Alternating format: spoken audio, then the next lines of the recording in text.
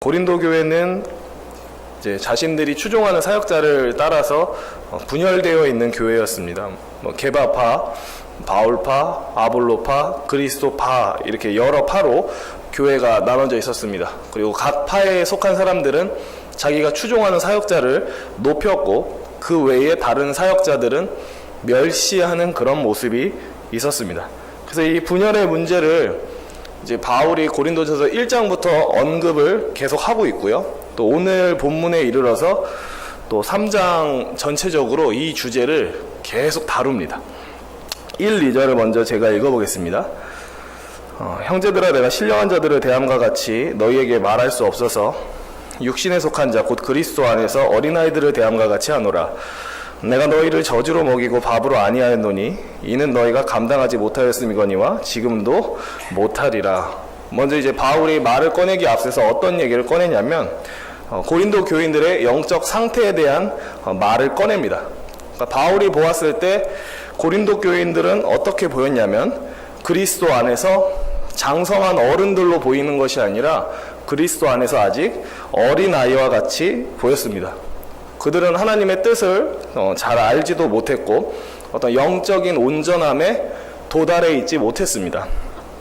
그래서 바울은 말하기를 내가 당신들을 대할 때에 그리스도 안에서 장성한 자처럼 대하지 못했었다. 과거에 막 초기였으니까요. 그래서 어린아이들을 대하듯 대했는데 지금도 여러분의 모습을 보니까 내가 여전히 여러분들을 어린아이처럼 대해야 될 것 같다라고 얘기를 합니다. 그럼 그리스도 안에서 어린아이는 무엇이고 그리스도 안에서 장성한 자는 무엇이냐? 그리스도 안에서 뭐가 어린아이고 누가 어른이냐? 이렇게 얘기를 한다면 히브리서 5장에 이런 말씀이 있습니다. 때가 오래되었으므로 너희가 마땅히 선생이 되었을 터인데 너희가 다시 하나님의 말씀의 초보에 대하여 누구에게서 가르침을 받아야 할 처지이니 단단한 음식은 못 먹고 젖이나 먹어야 할 자가 되었도다. 이 젖을 먹는 자마다 어린아이니 의의 말씀을 경험하지 못한 자요 단단한 음식은 장성한 자의 것이니 그들은 지각을 사용함으로 연단을 받아 선악을 분별하는 자들이니라 라고 얘기를 하면서 히브리서 기자가 그리스도 안에서 장성한 자와 어린아이의 차이에 대해서 언급을 합니다. 그리스도 안에서 어린아이들은 어떤 사람들이냐면 젖을 먹는 사람이고요. 장성한 자들은 단단한 음식, 밥을 먹는 사람들입니다. 그러면은 그리스도 안에서 어린아이들이 먹는 젖은 무엇이냐라고 얘기를 한다면 그것은 이제 복음의 가장 기초적인 가르침을 의미하고요. 그러면 장성한 자가 먹는 밥과 같은 음식은 뭐냐라고 얘기를 한다면 말씀의 초보보다 좀 더 깊은 영적 가르침을 의미합니다. 그리스도 안에서 어린 자들은 아직 의의 말씀을 경험하지 못한 자들이고요. 그리스도 안에서 장성한 자들은 지각을 사용하여 선악을 분별하는 사람이라고 얘기를 합니다. 그러니까 제가 이런저런 얘기를 했지만 간단하게 얘기하자면 이렇습니다. 예수 안에서 어린아이와 예수 안에서 장성한 자와의 어떤 결정적인 차이가 있다면 예수 안에서 장성한 사람은 하나님의 뜻을 이제 잘 배우고 그것이 이제 그 사람 안에서 기경되어서 어떤 상황이나 환경을 딱 맞닥뜨렸을 때 어떤 선택의 기로에 놓였을 때 이게 과연 하나님의 뜻이 맞는가 아닌가를 분별한다라는 거죠. 이게 과연 하나님께서 기뻐하실 만한 것인가 아닌가를 분별한다라는 겁니다. 그러니까 분별할 수 있는 차이가 있습니다. 그리스도 안에서 어린 자들은 아직 하나님께서 기뻐하시고 그렇지 않은 자들에 대한 분별력이 조금 부족하지만 그래도 그리스도 안에서 장성한 자들은 뭘 하나님이 기뻐하시고 뭘 하나님이 기뻐하시지 않느냐에 대해서 좀 더 민감한 분별력을 갖고 있다라는 거죠. 근데 당시 고린도 교회는 문제가 있었습니다. 무슨 문제가 있었냐면 분열의 문제가 있었고 파를 나누는 문제가 있었습니다. 그러니까 바울이 보았을 때 이 파를 나누고 분열하는 문제는 아무리 봐도 하나님께서 기뻐하시는 뜻을 따라가고 있는 것은 아니었습니다. 분열이 하나님께서 기뻐하시는 뜻이 아님에도 불구하고 고린도 교회는 분열, 파당 나눔으로 굉장히 시끄러웠습니다. 그러니까 바울이 그 고린도 교인들의 모습을 봤을 때 과연 이 사람들이 하나님의 기뻐하시는 뜻을 분별하고 있는가? 라고 질문을 해보면 그렇지 못하고 있었다는 거죠. 그러니까 고린도 교인들이 신자가 아니라는 말은 아닙니다. 바울은 분명히 서신에서 그들에게 성도라고 호칭을 씁니다. 그러니까 예수 안에서 그러니까 구원받고 참으로 회심한 그리스도인들이 맞다라는 것을 바울이 이제 전제로 깔고 얘기를 하죠.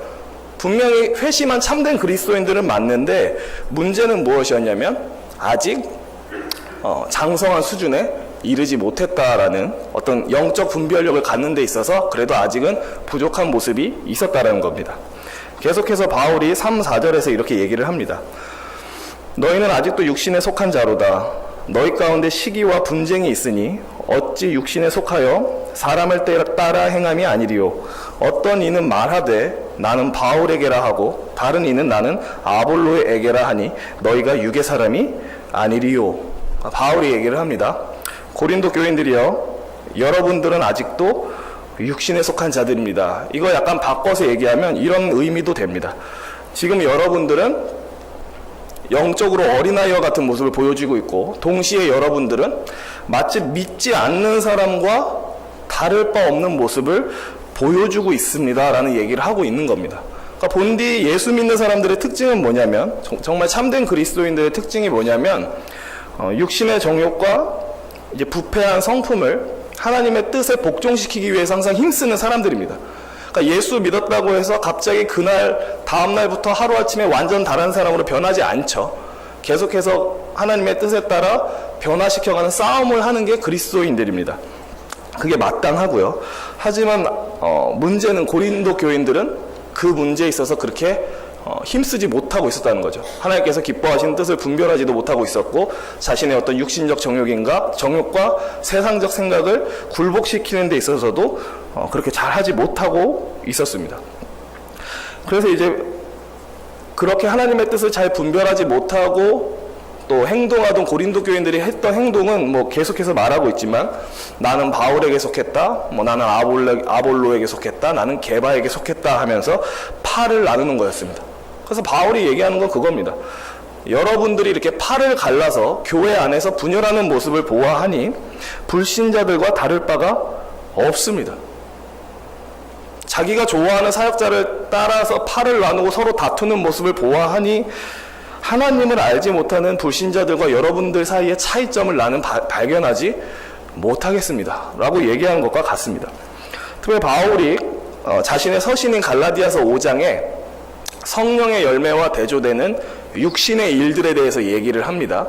그리고 육신의 일들을 쭉 나열하면서 이러한 육신의 일들을 행하는 자는 하나님의 나라를 유업으로 받지 못한다라고 엄하게 경고하는 부분이 있습니다. 그때 언급하는 육체의 일에 이런 게 있습니다. 육체의 일은 분명하니 곧 음행과 더러운 것과 호색과 우상 숭배와 주술과 원수 맺는 것과 분쟁과 시기와 분냄과 당짓는 것과 분열함과 이단과, 그러니까 분열의 문제를 엄청 많이 나열합니다. 성령의 열매와 대조되는 육체의 일을 얘기할 때 그 육체의 일 가운데 뭐가 있냐면 원수 맺는 것, 분쟁, 시기, 당짓는 것, 분열. 그러니까 이러한 분열의 모습은 결코 하나님으로부터 나온 게 아니라는 거죠. 갈라지고 다투고 싸우고 이렇게 깨어지는 게 성령님으로부터 나오는 결과가 아니라 순전히 인간의 부패한 본성에서 나온다라고 얘기를 하는 겁니다. 그래서 지금 말씀드린 것처럼 바울이 언급한 육체의 일에는 분쟁과 시기에 대한 언급이 있습니다. 그리고 이러한 분쟁과 시기의 일, 팔을 나누는 일을 힘써서 하는 자들은 하나님의 나라를 유업으로 받지 못한다라고 엄하게 경고합니다. 근데 지금 고린도 교인들의 모습이 이러한 모습이었다는 거죠. 시기하고 분쟁하고 당짓고 팔을 나누고. 그러니까 이런 안타까운 상황, 이런 처참한 상황 속에서 사실 바울이 할 수 있는 말이 없죠. 그러니까 숨이 막히고 말이 안 떨어지는 거죠. 그저 바울이 할 수 있는 말은 이겁니다. 하나님을 알지 못하는 사람들과 당신들 사이에서 난 차이를 발견하지 못하겠습니다. 당신들의 모습에서 그리스도인다운 자태를 나는 보지 못하겠습니다. 이렇게 얘기할 수밖에 없습니다. 그러니까 얘기를 하는 거죠. 여러분들은 아직도 어린아이와 같군요. 어른처럼 행동하지 못하는군요. 신앙적 어른이 아니라 신앙적 어린아이처럼 아직도 투정 부리듯이 그렇게 하고 있군요 라고 얘기를 합니다. 물론 아주 예전에도 그런 말씀 드렸지만 사람이라면 어떤 특정한 사역자를 더 좋아할 수 있습니다. 어떤 사역자가 다른 사역자에 비해서 더 탁월한 은사를 받은 것처럼 보여서 그 사람을 더 좋아할 수도 있습니다. 또 혹은 어떤 사역자는 나랑 좀 잘 맞는 것 같다, 나랑 성향이 잘 맞는 것 같다, 내 스타일이다, 이래갖고 더 좋아할 수도 있습니다. 또 어떤 사역자는 나의 신앙 성장에 있어서 큰 영향을 미쳤기 때문에 그 사역자를 개인적으로 좋아할 수 있습니다. 그러니까 개인적으로 어떤 사역자를 더 좋아하는 것까지 그건 사탄의 짓입니다 라고 이렇게까지 말하기는 어려울 것 같습니다. 그러니까 사람이라면 자연스럽게 누구보다 누군가를 더 좋아할 수 있는 마음이 생길 수도 있기 때문에, 근데 이제 문제는 이거죠. 거기서 끝난 게 아니라 자기가 좋아하는 사역자만 고집하고 그 사람한테만 배우고 싶어하고 그 사람 말만 들으려 하고 그 외에 다른 사역자의 가르침이나 지도에 대해서는 멸시하는 것, 별로 달가워하지 않는 것, 굉장히 배타적인 태도를 취하는 것, 이것은 아니라는 것입니다. 근데 고린도 교회는 거기까지 나갔던 거죠. 좋아하는 사역자가 있다로 끝난 게 아니라 그 사역자만 따르고 그 사역자한테만 배우려 하고 그 외의 사역자들은 그냥 배제하고 멸시하는 그런 모습이 있었던 겁니다. 근데 이제 문제가 뭐냐면 고린도 교회가 보여줬던 이러한 모습, 내가 좋아하는 사역자를 추종하고 그 사람만 따르려 하고 그 외의 사람들은 배제하고 분열하는 모습이 당시 고린도 지역에서 흔히 찾아볼 수 있던 모습이었다는 거죠. 그러니까 하나님을 알지 못하는 사람들 속에서 쉽게 발견할 수 있었다는 겁니다. 그러니까 고린도 지역에는 많은 교사들이 있었습니다. 어떤 철학적 가르침이라든지 어떤 좀 더 높은 지적 수준의 가르침을 전하는 교사들이 많이 있었습니다. 그러면 이제 사람들은 내가 어떤 교사 밑에서 배울까를 고민하고 특정한 교사 밑으로 들어가서 제자가 됩니다. 그러면 이게 어떤 룰이 있었냐면 어떤 교사의 제자가 됐으면 이 제자는 자신의 스승에게만 복종해야 됐었습니다. 당시 풍습이. 나는 이제 이 교사 밑으로 들어갔으니까 나의 스승으로 모신 이 사람한테만 복종하겠다. 그리고 또 어떤 모습이 있었냐면 나의 스승과 어떤 경쟁 구도에 놓여져 있는 다른 교사들에 대해서는 질시하는, 그러니까 막 질투하고 그의 업적을 깎아내리는 그런 모습이 있었다는 겁니다. 내가 좋아하는 교사한테만 절대 복종, 그 외에 다른 교사들은 배제, 배척, 이렇게 업적 깎아내리기, 이런 걸 했다라는 겁니다. 하나님을 알지 못하는 그냥 평범한 고린도 사람들이요. 근데 문제는 뭐냐면 하나님을 알지 못하는 사람들이 했던 그 풍습과 행위가 교회 안으로 그대로 유입되어 있었다는 겁니다.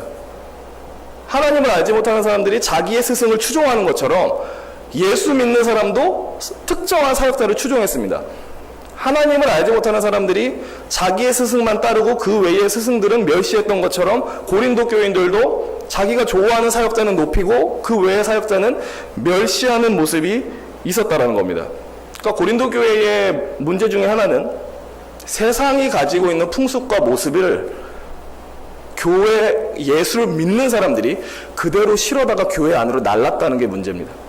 세상에 있는 모습을 다른 사람이 들여온 게 아니라 예수 믿는 사람이 그대로 가지고 교회 안에 들어온 게 문제입니다. 고린도 지역에서는 그게 너무 자연스러웠으니까 내가 좋아하는 스승 따르고 그 외에 스승 배제하는 게 너무 자연스러운데 이거를 그대로 교회에 갖고 온 것입니다. 이러한 모습을 보면서 이제 얘기를 합니다. 이것은 하나님을 따라 행하는 것이 아니라 사람을 따라 행하는 것이라고 바울이 책망합니다. 이렇게 오늘 말씀을 살펴보면서 우리가 발견하게 되는 사실이 하나 있습니다. 무엇을 발견하게 되냐면 누가 교회를 가장 어지럽히는가, 누가 가장 교회를 혼란하게 하는지를 발견하게 됩니다. 조금 불편한 얘기입니다. 이게 사실은. 그러니까 누가 가장 교회를 어지럽히는가, 하나님을 알지 못하는 사람이 교회를 어지럽히는가? 그렇지 않습니다. 누가 가장 교회를 혼란하게 만드는가? 하나님에 대한 적대감을 갖고 있는 사람이 혼란하게 만들까요? 그렇지 않습니다. 교회를 가장 어지럽게 하는 사람은 불신자도 아니고요, 대놓고 기독교를 핍박하는 사람도 아닙니다. 교회를 가장 혼란하고 어렵게 만드는 사람은 교회 안에 있지만 하나님의 뜻을 분별하지 못하는 사람들이 교회를 가장 혼란하게 만듭니다. 회심했음에도 불구하고 회심 전에 갖고 있던 세상적 가치관과 기준을 그대로 교회에 갖고 들어오는 사람들이 교회를 가장 어지럽게 만듭니다. 이게 불편하지만 진실입니다.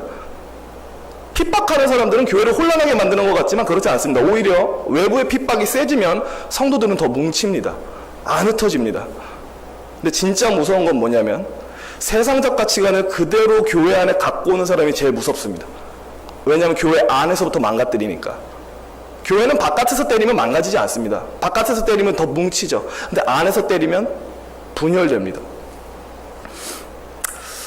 그러니까 이것에 대한 예를 들자면 사실 한두 가지가 아닙니다. 그리고 사실 이게 교회에 대한 얘기이기 때문에 우리 얼굴에 침 뱉는 것 같은 그런 얘기라서 별로 많이 해봤자 좋을 건 없지만 그래도 뭐 대표적인 예를 몇 개만 들어보겠습니다. 그러니까 세상의 것을 그대로 교회 안에 갖고 오면 어떻게 되냐. 일단 고린도 교회의 모습이 보여줬던 게 대표적인 예죠. 교회 안에서 분쟁하고 파 나누는 것. 여러 가지로 파를 나눌 수 있습니다. 좋아하는 사역자를 따라서 파를 나눌 수도 있고 지적 수준에 따라서도 파를 나눌 수 있고요. 경제적 수준에 따라서 파를 나눌 수도 있습니다. 재산의 소유 여부에 따라서도 파를 나눌 수 있습니다. 큰 교회일수록 파가 되게 많아요. 의사 직업을 가진 파가 있고요. 법조인 직업을 가진 파가 있어요. 그렇다고 막 싸우고 이런 건 아니지만 자기들끼리 뭉친다는 거죠. 정치인들의 파가 있고요. 한 지붕 아래 거하지만 마냥 편하지 않는 그런 교회의 모습이 사실 많이 보이는 게 사실입니다. 또 이런 모습이 있었습니다. 세상에서 하는 선거와 교회에서 하는 직분자 선거를 구별하지 못하는 사람도 있었습니다. 그러니까 이런 겁니다. 직분자로 뽑히고 싶은 열망이 얼마나 강했던지 어떤 행동을 했냐면 막 엄청 나쁜 행동을 한 건 아닌데요. 일관성 없는 모습을 보여준 겁니다. 평소에는 별로 성도들한테 관심이 없었어요. 어떤 사람이. 근데 갑자기 직분자 선거가 가까이 오기 시작하니까 갑자기 성도들한테 돈을 쓰기 시작합니다. 밥을 사주기 시작합니다. 그러니까 주변 사람들도 다 아는 거예요. 아, 저 사람이 뽑히고 싶어서 되게 안 하던 행동을 하는구나. 평소에 항상 밥 사주고 이렇게 친절했던 사람이 그러면 원래 이런 사람이니까 라고 넘어가는데 어떤 분은 직분자 선거가 가까이 오기 시작하니까 갑자기 그런 행동을 하기 시작합니다. 그러더니 직분자 선거 당일에는 어떻게 했냐면 있는 사람 없는 사람 연락해서 다 끌고 온 거예요. 자기가 한 표라도 더 받으려고. 한 표라도 더 받아서 그 직분에 뽑히고 싶어서. 그러니까 그런 모습을 봤을 때 되게 안타까움이 흘러나오는 거죠. 아, 저분이 세상에서 하는 선거와 교회에서 하는 직분자 선거를 구별하지 못하는구나. 아니 뭐 그런 분이 어디 있습니까? 라고 할 수 있지만 있습니다. 또 이런 것도 있죠. 악덕 업주가 부하 직원들을 함부로 다루듯 교회에서 교회 직원들을 함부로 다루는 경우도 있습니다. 근데 제가 이런 얘기를 다 편하게 하는 거는 이게 우리 교회 얘기가 아니기 때문에 이제 편하게 하는 건데, 그러니까 뭐 더 얘기하면 뭐 찝찝할 얘기밖에 없기 때문에 더 얘기하기 어렵지만 실제적으로 교회 안에요 세상적 가치관과 그게 그냥 다 들어와 있습니다. 근데 그걸 누가 옮겼죠? 믿지 않는 사람이 조용히 들어와서 이렇게 뿌리고 갔습니까? 아닙니다. 그런 사람들은 아무 행동도 하지 않았습니다. 예수 믿는 사람이 갖고 온 겁니다. 그래서 제가 그 말씀을 드린 겁니다. 누가 가장 교회를 혼란하게 하고 누가 가장 교회를 어지럽게 하는가? 바로 세상적 가치관과 기준을 버리지 못하는 그리스도인이 교회를 가장 어지럽게 만든다. 그리스도인다운 자태를 갖추기 위해서 성령 안에서 분투하지 않는 자가 교회를 가장 어지럽게 만든다는 것입니다. 말씀을 마치겠습니다. 세상의 악취를 풍기는 그리스도인, 세상의 냄새를 풍기는 그리스도인, 단순히 남 얘기라고 생각하지 않습니다. 단순히 고린도 교회에 국한된 얘기라고 생각하지 않습니다. 저도 얼마든지 분별력을 잃으면 이러한 짓을 할 수 있습니다. 세상의 것을 그대로 교회 안에 가져와서 써먹을 수 있습니다. 저뿐만 아니라 뭐 이 자리에 계신 그 누구라도 세상적 무언가를 교회 안에 가져올 수 있습니다. 의도하든 의도하지 않던 간에 세상의 악취를 교회 안에다 그대로 심어둘 수 있습니다. 그래서 어쩔 수 없는 것은 이 문제를 최소화하기 위해서 특정인 누군가만 잘해야 되는 게 아닙니다. 아, 교회에 세상의 악취가 나지 않으려면 뭐 사역자분들이 다 잘하셔야 되고 직분자분들이 잘하셔야 되죠. 문제가 아닙니다. 모든 교인들이 다 잘해야 됩니다. 모든 교인들이 하나님의 말씀 배우기를 힘쓰고 하나님의 기준 알기를 힘쓰고 분별력을 가지고 이게 과연 교회 안에 합당한 것인가 아닌 것인가를 알아야 됩니다. 그래야 최소화할 수 있다라고 생각합니다. 결국 교회를 세우는 것은 소수의 몇 사람이 아니라 교인 전체입니다. 교인 전체가 교회를 세우고 예수 그리스도의 몸을 만들어 가는 데 있어서 힘을 합쳐야 된다는 거죠. 그래서 이 자리에 계신 저와 성도님들 모두가 하나님의 말씀 알기를 힘쓰고 또 하나님의 기준과 뜻 알기를 힘써서 서로에게 덕을 끼칠 수 있는 성도들이 될 수 있었으면 좋겠습니다. 세상에 악취를 내는 사람이 아니라 세상에 악취를 아예 안 낼 수는 없을 것 같습니다. 신앙생활 아무리 오래 해도요. 최소한 적게 내면서 교회 안에 서로에게 덕을 끼치고 또 그리스도의 피값으로 사신 이 교회의 영광을 더 찬란하게 드러낼 수 있었으면 좋겠습니다. 기도하겠습니다. 하나님 아버지, 오늘 고린도 교회의 모습을 다시 한번 살펴보면서 누가 가장 교회를 어지럽게 하고 누가 가장 교회를 혼란케 하는가에 대해 생각해 보았습니다. 참 두렵건대 교회를 어지럽게 하는 자가 내가 될 수도 있다는 생각을 합니다. 교회를 혼란케 하는 자가 우리가 될 수 있다는 생각이 또 들기도 합니다. 주님, 기도하는 것은 성령님 우리 안에 하나님의 뜻을 가르치시고 분별력을 허락하셔서 우리가 하나님의 기뻐하시는 바를 행하며 또 하나님의 기뻐하시는 것을 선택하고 살 수 있는 자를 되게 하여 주옵소서. 교회 안에 세상의 것들을 마구 들여오고 악취를 마구 들여오는 그런 어리석은 자가 되지 않도록 성령님 지켜 주시옵소서. 우리를 다스리시고 우리를 통치하셔서 이 교회를 하나님께서 기뻐하시는 교회로 빚어가 주시옵소서. 감사드리며 예수 그리스도의 이름으로 기도합니다.